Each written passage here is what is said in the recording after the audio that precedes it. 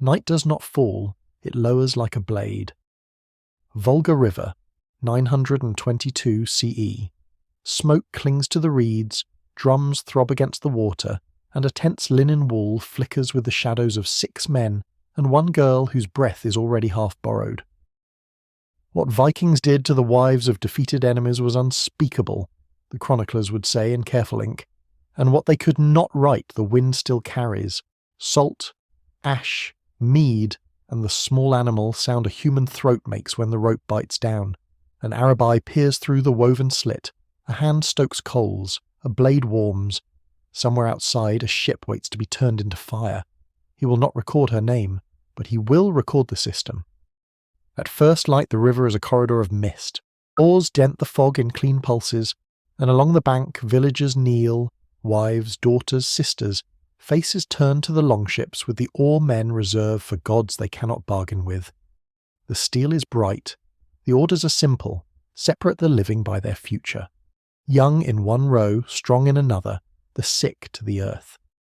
A mother clutches a child, then feels the child taken. Motherhood will be redefined for her in terms of inventory and yield. A warrior with seal blue eyes lifts chins with a rod, tilts faces to the light. Value is a quick arithmetic. Hips for birthing, hands for grain, eyes for the price in a market 1,000 miles away. A scribe would later call it plunder. The women who breathe it would call it the first death. Year by year, shore by shore, this choreography repeats until it becomes a climate. June 8th, 793. Lindisfarne's bell still swings from its last hymn when the first scream dilates the air. A scriptorium quill falls, skittering across vellum. Sister Aldred inhales grain dust in a dark storehouse and listens to a sound monastery walls were not built to hold. Through the slats she watches her friend dragged by the hair, auburn flashing like lit straw. Beauty was a blessing at morning prayers. By afternoon it becomes a price multiplier. Did you know? In the new marketplace of bodies, an illuminated hand might triple the cost, but a certain shade of hair could decide the continent she vanishes to. What looks like chaos is a ledger with pulse. The sea teaches the next lesson. The hull is a wet lung that takes in captives and exhales silence.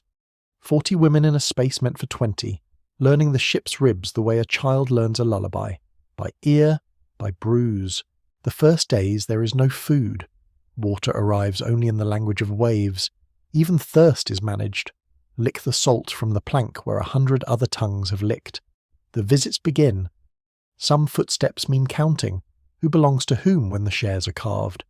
Some mean violence, swift or slow, some are only eyes. In 11 days the coastline changes names. The women do not. 2 bodies go overboard without ceremony. The splash is a punctuation that changes nothing. A prayer starts on day 1 and ends by day 8, starved of the oxygen belief requires. On shore the division is a ritual with the tidiness of law. First choice to the raid leader, 6 women, including the beautiful one whose name will thin to rumour before winter. Then by merit, by scars earned that morning. A farmer named Gunnar takes a quiet woman with miller's hands. They will be red by sundown and bone by harvest. The more luminous are bound for halls where better food is a form of grooming. The most luminous do not stay at all. They are destined for the road east, where river after river will turn like a key in a long lock, opening on cities whose names sound like brass. Novgorod, Kiev, the city of Constantine, Dublin to Hedeby to the Bosporus. Notice the geometry. Long before the Ottoman Empire would make the word harem a European obsession, long before Janissaries, these northern rivers had already become assembly lines moving captives toward the slave markets of Constantinople and beyond, where exotic is an adjective that fattens the purse. He sells by the staff, lift the chin, turn the face. The market stands 15 feet high, so every buyer can read a body like a commodity sheet. A noble girl is announced in 4 tongues, each description reshaping her into product: lineage, literacy, likely fertility. The crowd murmurs in Arabic on one side, Norse and Irish on the other, Greek braided through like thread. Did you know? Numbers were not tokens here, they were burned into skin. A painted inventory mark on a shoulder bought an extra week of control. It would not wash off, and neither would the fact of it. Meanwhile, in a cold hall without windows, a woman learns the word breeder without hearing it. She's taken to a separate building where other young women sleep lightly and speak in whispers engineered around eavesdropping. Drink when they hand you the strong cup. Keep the baby warm with your own heat if there's no wool. Never refuse, but never forget. Punishment calibrates itself just shy of damaging the womb. Cruelty with a calculator. Body as engine. Another woman is taken to the grinding stones. 2 circles, one atop the other. A handle that asks a human life to make the world into flour. 16 hours. Relent. 16. Relent. The woman before her died yesterday. This is how tools are replaced. Listen for the legal voice. It stands on a lava plain in Iceland in the year 970 and recites the section on female thralls. The words are clear as frost. Her body belongs. She cannot refuse. Her children belong. She cannot testify. She exists outside the law except as a man's extension. Cases are heard, but death is never murder, only damage to property compensated by silver measured not by soul but by skill. A weaving woman is worth more than a field hand, less than a horse capable of war. Morning gift they call a custom that lends her to guests, the polite phrase hiding a weekly routinization of violation. A child conceived thus is a dividend, automatically booked on the owner's ledger. If there is a sound to generational bondage, it is the soft click of a door closing forever on a daughter who looks up and sees that her mother is furniture.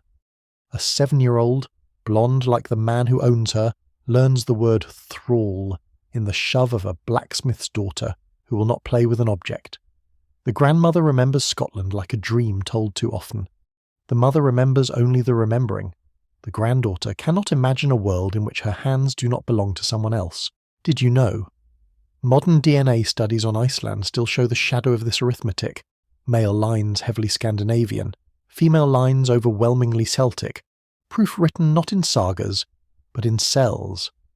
A body can be a document that outlives its author. Across the sea, Dublin grows into a western capital of human traffic, holding pens for 500, feeding stations tuned to preserve value at minimum expense, medics to keep merchandise from decaying en route. 3 ships a week, 30 to 60 women each, most destined not to stay but to pass through like coin. A Welsh girl is sold 17 times in 4 years.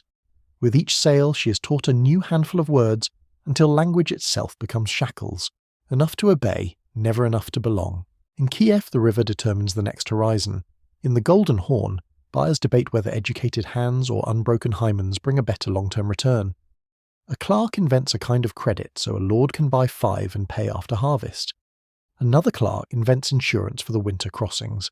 Commerce evolves wherever profit requires it. The commodity here is the human future. There is a psychology to terror as precise as an abacus. You do not have to burn every village. You only have to make sure what you do in one village travels 60 miles by week's end. Strike on market day so the story mounts a horse. Strike at harvest so the granaries tell it. Force the fathers to watch. Broken men carry better warnings than proclamations. From York to Rouen the tactic empties regions without battle. A longship moors and finds only grain, tools, furniture, and the echo where voices were. What happens to the women in the places that did not burn? They burned just the same, only longer. A tent is raised on a ship's deck. We are back on the Volga because everything, eventually, comes back to the moment when ritual pretends to be mercy. 10 days of preparation, 3 cups, 6 men, 1 old woman called. Shiver at the beauty of the phrase, the angel of death, as if what she performs is guidance. The chosen girl is dressed in the chieftain's cloak not because she's honoured, but because her destruction must be staged as honour, a theatre that glorifies the master by turning the slave into icon. Each night she's lifted to a platform to speak her visions, and each night the mead and herbs float her just high enough to make obedience seem like trance. The crowd sings louder at the end, and this is important. They do not want to hear her. They want to hear themselves. The rope is for haste. The blade is for certainty. Fire is for forgetting. The ship is a pyre and a ledger. Horses, dogs, weapons. A girl who will never be a woman. Wealth he will need in the afterworld. Wealth that must be demonstrated in front of the living to discipline them. Did you know? Archaeologists have sifted graves where more than one female body lies at a chieftain's side. The bone stories matching the chronicle's careful lines. The flames write in a language that needs no alphabet. On another coast, an Irish noblewoman is arrayed in her dead mother's wedding dress 3 days after the gates fell. She is 17, and the man who killed her father has given her a ring. This is not rescue, it is annexation. The practice is cold as iron. Kill the men who would lead resistance, marry the daughters who would legitimate title, beget children who will look like the conquered but speak like the conqueror. In 2 winters the local people will call them our lords, because they share cheekbones with the girl who used to ride down to the ford on Sundays. A mother sings a lullaby in a language her child will never consider his own. He will grow to laugh at it, then to forget it. The conquest proceeds not only with ships and swords, but with cradles. The law will make sure the cradle never tips toward freedom. Not all silence is submission. In a mead hall north of Bergen, 12 men sleep as if dragged down by the sea. Their mouths are rimed with white, their fingers curled like hooks. A brewing woman stands very straight in the doorway with the calm of someone who's been waiting for a long time to become a fact. When they ask her why, she measures the hall with her eyes, the beams, the benches, the stains no one cleans, and says, "For the boys you left in the field." She will die over 3 days, slowly, yes, but not as slowly as she lived. Owners learn new rules. Trust is a luxury, appetite a liability, kitchens a battlefield. The system adapts to survive its prey. Listen to the smaller rooms, the human vignettes that history's large canvases spill from their edges. A woman counts her cycles like a prisoner marks brick with bone. Another crafts a needle from fish bone to steal back an hour a day by sewing faster, disguising speed as docility so she can teach her child 3 forbidden words from home. An old woman, once a healer, quiets the village's babies, not because she's kind, but because peace lowers surveillance. Resistance here is a geometry of fractions. A half cup spilled, a quarter handful withheld, a degree of heat misjudged so the master sleeps badly. It is not glorious, it is statistical. And still the long ships come. Oars bite, keels hiss. On the beach, a row of kneeling figures tilt their faces up, the light on their cheeks the same light that will soon shine on iron. Across the century a monk draws a line in a margin, not a ben, note well, and underlines a word that our modern museum placards will tiptoe around: women. Not as allegory, not as backdrop, as fuel. The engine of a northern economy that learned to turn bodies into roads, into halls, into voyages documented as triumphs. The explorers we celebrate sailed on profits distilled from human voices. The traders whose networks astonish textbooks moved daughters more efficiently than amber. The warriors whose sagas sing loudest learned early that terror carried farther when it wore a woman's face. The tent on the Volga breathes again, a lung of linen filling with song. The angel of death checks her rope with a professional's fingers. Outside, the crowd surges toward spectacle, because spectacle is how a people agrees to forget. Inside, a girl stands where a path ends. She thinks of the last morning she woke without fear. She thinks of a river in a different country that tasted of moss. She thinks of nothing finally, because terror is a solvent for thought. The blade lifts, the throat tightens, the ship prepares to speak in fire, and in the space between a final inhale and the first lick of flame, a question hangs like smoke. If cruelty becomes custom, and custom becomes law, who will remember the names that law refuses to say? Morning crawls over the Volga like smoke refusing to rise. What's left of the ship is blackened timber, bone, and silence. The crowd has dispersed, their songs echoing faintly across the river as if the wind itself has grown ashamed. Sigrid is ash now, one girl among 500,000 erased women whose names will never cross parchment. Yet her death is not an ending. It is a symbol of how the living were kept enslaved by systems far colder than fire. The Vikings called it thraldom, a word that sounds almost gentle until you learn what it meant. It was not a punishment, but an economy. It was not chaos, but calculus. For every axe raised in battle, a scribe somewhere recorded the spoils. How many cows, how many coins, how many women. Slavery was not a byproduct of war. It was its engine. Ships did not sail for glory, they sailed for flesh. Across the northern world, this machinery of ownership became so normalized that even religion bent around it. Pagan belief claimed the gods themselves owned servants in Valhalla, so a chieftain's slaves simply followed him into the afterlife. by rope or by blade. Christian monks, helpless to stop the trade, began writing sermons that called captivity a trial of faith. The priest prayed, the traders counted. In Iceland, law turned the unthinkable into procedure. The Gragas Code did not hide its cruelty. It displayed it proudly, recited aloud at assemblies like poetry carved from bone. A woman's body belonged entirely to her master. If another man violated her, the crime was not assault, it was theft. The woman's pain had no place in the record. Only her owner's loss mattered. Imagine the trial at Thingvellir. A red-bearded farmer stands accused of killing his neighbour's female thrall during a boundary dispute. She was struck while carrying water. Her skull split like the pail she held. The crowd listens not for justice, but for arithmetic. The law speaker's voice cuts the air. 8 marks of silver, her value for weaving. There is no mention of her name, her children, her screams, only the transaction. Silver passes hand to hand, the case is closed. Murder has been renamed property damage. Now imagine Ragnhild. Her master hosts a feast. The guests are powerful men, warriors, traders, kings in all but title. When the drinking begins, she is called forward. They say she's a morning gift, a gesture of hospitality. By dawn she will have served 5 men. 9 months later she will give birth to a child who belongs to none of them, and to all. That child will never know the word father, only owner.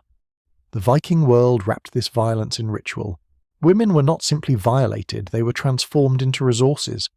A fertile woman was an investment. A strong woman was a tool. A beautiful woman was currency. The language itself shifted. The Norse word for woman and property often shared the same roots in law texts. But even in silence, rebellion flickered. The chronicles record no Viking queen leading uprisings, yet resistance existed in smaller, more dangerous ways, in kitchens, in fields, in the unguarded hour before dawn. A thrall woman stirring a cauldron adds 1 mushroom too many. A wife forced into marriage whispers poison into her husband's cup. A mother smothers her newborn rather than watch another generation branded. Each act a rebellion written not in ink, but in consequence. The brewing woman, Deirdre, did not die quietly. When Jarl Haakon's men collapsed mid-feast, foam staining their beards, she waited calmly for the screams to begin. When asked why, she answered, "For the children you burned." Her death took 3 days, slow and methodical, her limbs broken and displayed. But no Viking feasted in that hall again without tasting fear. Such women terrified their captors because they proved that obedience was never complete, that a system built on terror could still be undone by courage disguised as service. Some burned the markets that sold them, some poisoned the fields they worked, some, like the Irish women of Iceland, conspired across farms for years before discovery. 15 of them burned alive together, singing in their own language until the flames took their voices. Yet the structure endured, as if cruelty were immortal. Iceland's frozen geography made the island a perfect prison. There were no forests deep enough to hide, no roads to flee, no horizon that didn't end in ocean. One woman, Yrsa, ran for 3 days barefoot across volcanic rock before reaching the sea. She stared out across the endless water, believing for a moment that she had escaped. Then the wind changed, and she saw the truth. There was nowhere left to run. When they caught her, they cut her heels so she could never flee again. For the rest of her life she walked with the shuffle of someone who had learned that hope is a punishable offence. Did you know? Archaeologists found healed heel bone tendons in female Viking Age skeletons, proof of deliberate mutilations meant to prevent escape. The past still leaves scars you can measure.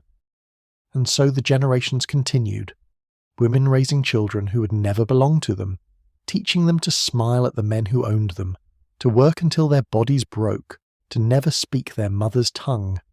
Over time, memory became myth, and myth became silence. The granddaughter of a slave might grow up in a Norse hall, speak perfect Old Norse, worship Odin, and still carry Celtic eyes that whispered a story she could not name. But silence does not erase truth, it only buries it.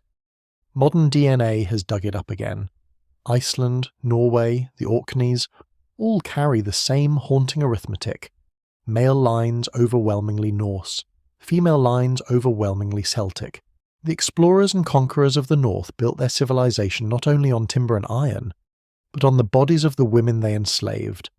The very blood of Scandinavia carries the evidence of 500,000 forgotten mothers, and yet we rarely speak their names. Museums display longships, not chains. Textbooks praise Viking ingenuity and exploration, not human trafficking. Television turns raiders into heroes, omitting the screams beneath their sails. But history is not obliged to flatter us.